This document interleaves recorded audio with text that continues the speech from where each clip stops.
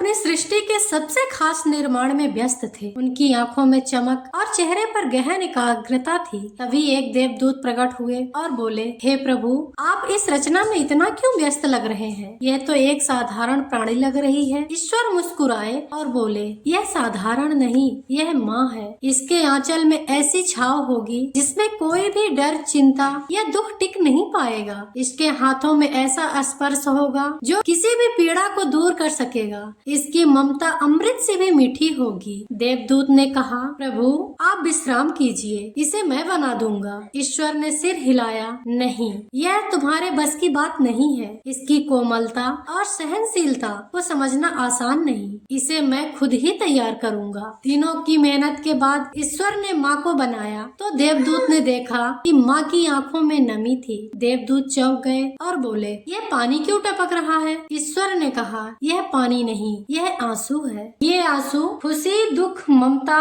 चिंता और प्रेम के प्रतीक हैं। देवदूत अभिभूत हो गए। उसने माँ की ओर देखा और कहा, आपकी यह रचना तो सच में अद्भुत है। लेकिन तभी देवदूत का मन एक चिंता से भर गया। उसने कहा, प्रभु, कलयुग में संतानें अपनी माँ को वृद्धा आश्रम में छोड़ देंगी, उन्हें बुढ़ापे में पानी तक नहीं पूछेंगी, तब इस ममता का क्या अर्थ रह जाएगा? ईश्वर ने गहरी सांस ली और कहा, आओ मैं तुम्हें एक कहानी सुनाता हूँ, जिससे तुम्हें शायद तुम्हारे प्रश्नों के उत्तर मिल जाएंगे। किसी शहर में विमल नाम का एक लड़का था। विमल बहुत परेशान था। उसे समझ में नहीं आ रहा था कि वह परिस्थिति से कैसे निपटे। वो अपनी माँ को बहुत चाहता था, किंतु उसकी पत्नी और बच्चे उसकी माँ से बहुत ही दूर भागते थे, क्योंकि उसकी माँ की एक आंख नहीं थी। साथ ही उसकी कमर भी 90 अंश में झुकी थी। वैसे वह अपना काम सब खुद कर लेती थी, किंतु फिर भी वो उसकी पत्नी और बच्चों के लिए हमेशा खटकती है। दादी, आप ऊपर के कमरे में जाओ,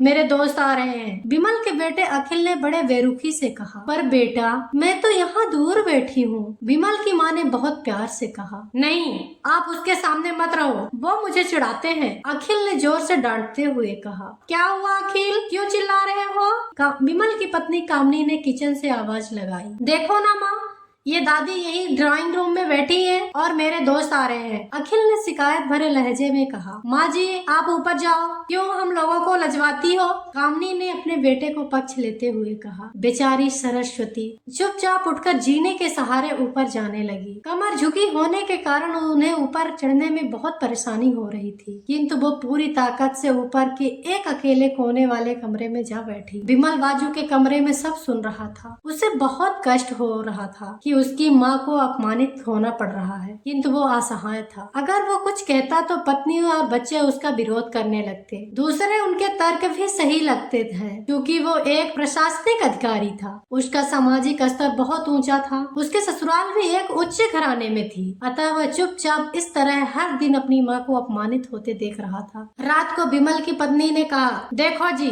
अब कुछ करो।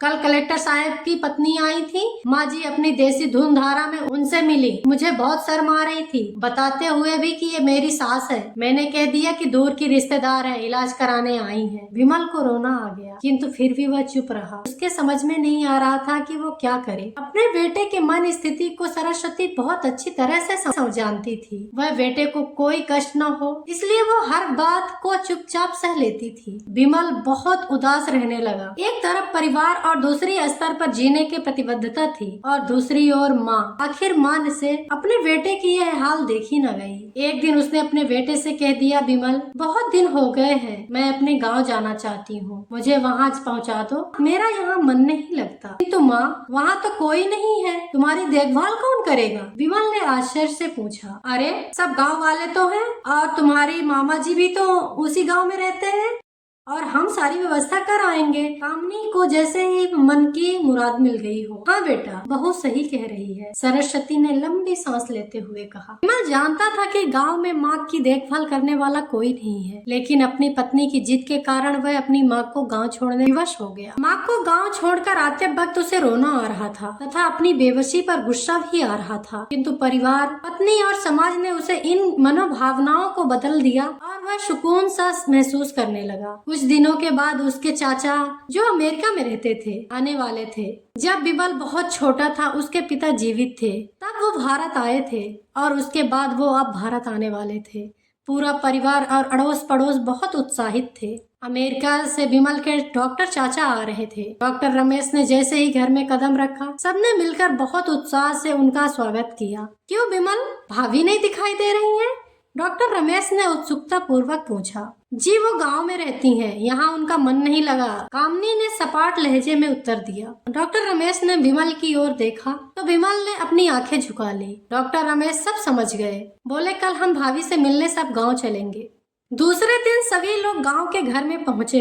देखा कि सरस्वती को बहुत तेज बुखार है और वो पलंग पर असहाय पड़ी है। डॉक्टर रमेश दौड़कर सरस्वती के पास गए, उनके पैर छूकर रोने लगे। सरस्वती की ये हालत उनकी कल्पना से परे थी। वाह बेटा विमल, तूने तो नाम उजागर कर दिया। अपनी माँ को ये हालत देख तुझे तो शर्म भी नहीं आ रही होगी। डॉक्टर रमेश ने विमल को लगभग डांटते हुए कहा, नहीं देवर जी, विमल का कोई दोष नहीं है, मैं खुद गांव आई थी। सरस्वती ने अपने बेटे को बचाव किया। मुझे सब पता चल गया है भाभी, आप चुप रहो।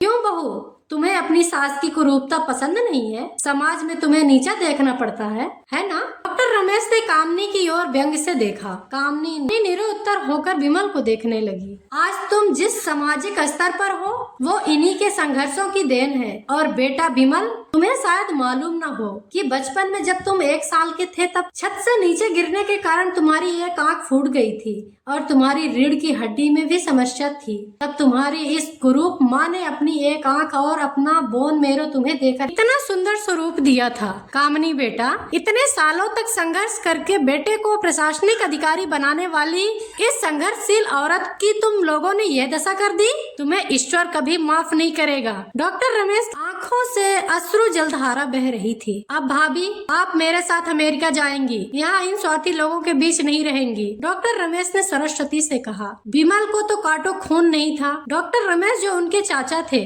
उन्होंने जो राज बताया, उनके बाद तो विमल को यह लग रहा था कि उससे ज्यादा पापी दुनिया में कोई और नहीं है। वह दौड़ता गया और माँ के सरस्वती के कदमों में लिपट गया। माँ, मेरा अपराध अक्षम्य है, मैं जानबूझकर चुप्पी साधे रहा, आपका अपमान करवाता रहा। अब सिर्फ आप ही उस घर में मेरे साथ रहेंगी और कोई नहीं। विमल ने अग्नि दृष्टि से अपनी पत्नी और बच्चों की ओर देखा। कामनी को भी बहुत पश्चाताप हो रहा था, किंतु उसकी हिम्मत नहीं हो रही थी कि वो सरस्वती से आंख मिलाए। सरस्वती ने कामनी के मन स्थिति को समझकर उसको पुचकारती हुई अपने पास बुलाई और विमल को डांटते हुए कहा, खबरदार, जो मेरी बहू को मुझसे अलग करने की कोशिश की तो तुझे ही घर से बाहर निकाल दूंगी। कामनी और बच्चों ने सरस्वती के पैर पकड़ते हुए अपने व्यवहार पर माफी मांगने लगे। माँ का हृदय था ना, सबको माफ कर दिया। ईश्वर ने कहानी को पूरी करते हुए देवदूत से कहा, देखो, माँ की ममता और प्यार कभी कम नहीं होता। यहाँ तक कि जब संतान उसे छोड़ देती है, माँ के दिल में उसके लिए दुआ ही निकलती है। देवदूत की आंखें भर आईं।